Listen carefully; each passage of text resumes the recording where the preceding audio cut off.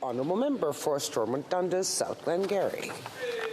Thank you very much, Madam Speaker. It's good to be back in the House of Commons here after the summer to bring back what we've heard not only in our communities, but I've had the honour and privilege of travelling and hearing the stories of Canadians from coast to coast to coast.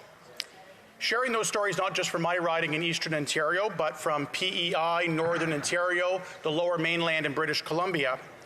I have to say, Madam Speaker, the conclusion of many Canadians and a growing number of Canadians is very clear.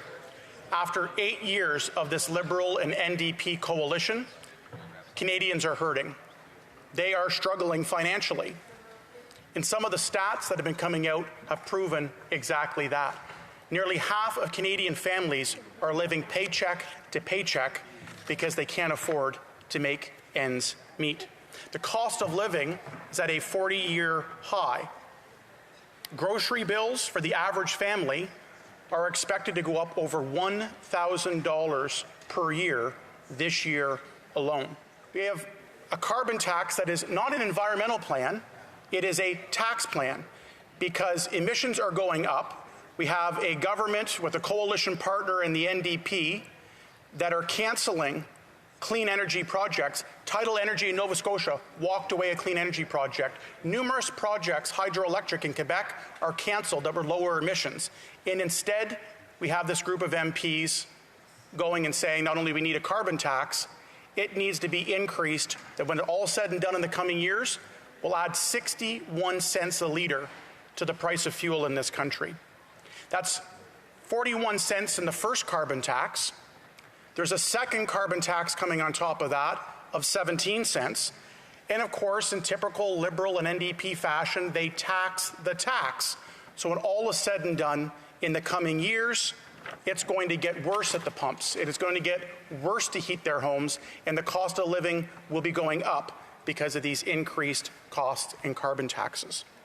The Parliamentary Budget Officer says in the province of Ontario alone, when the Liberals and NDP are done their carbon tax increases in this current round they've got in the coming years, it'll cost Ontario families out of pocket $2,300 more per year. That's before any of these phony rebates that they have saying it covers it. Don't worry, just pay more carbon tax, and the Liberals and NDP just cut it back to you. It's a cost neutral for you. It is not. But here's the part that's most frustrating that the Liberals and NDP just don't get.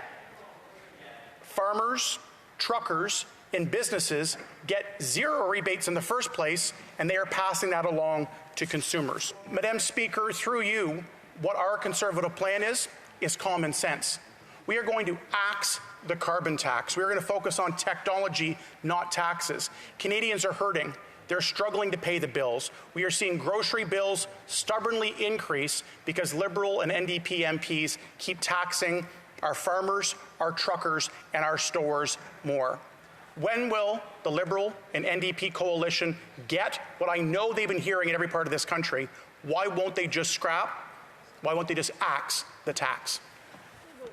The Honourable Parliamentary Secretary for the Minister of Climate Change. It is not an option to ignore the impacts of climate change, and putting a price on carbon pollution is an effective and essential part of any serious response to the global challenge of climate change, and our approach is designed with a focus on affordability because, Madam Speaker, we in this House, it is not just possible but incumbent on everybody in this House to care about more than one thing at a time. Indeed, I heard from my constituents over the course of the summer that affordability is a top concern. I also heard from people that fighting climate change is a top concern, and any serious government needs to have a plan in order to fight for both. Madam Speaker, the Liberals are using one part of their environmental platform that's working well. They are recycling the same failed ideas and talking points that they had when they left here in June. Months and months of our leader and our caucus traveling around the country, including into communities where we currently don't hold seats, but where Canadians are desperate for a voice, we are hearing the need for change. When we talk about affordability, you now hear the message change, albeit a little bit. They still support the carbon tax. They still support it being 61 cents a litre, tripling or quadrupling in the coming years. But at the same time, now they're saying it only adds a little bit. Well, to the farmer that gets zero rebates, to the trucker that gets zero rebates, and to the stores that get zero rebates, it is like a compound interest and tax on the pocketbooks of Canadians. All at the same time, they pretend to be proud of their climate change record. They're driving up taxes, they're driving up cost of living, and at the same time, emissions are still going up. They're letting clean energy projects be cancelled in this country. Instead, they have no problem taxing the pocketbooks.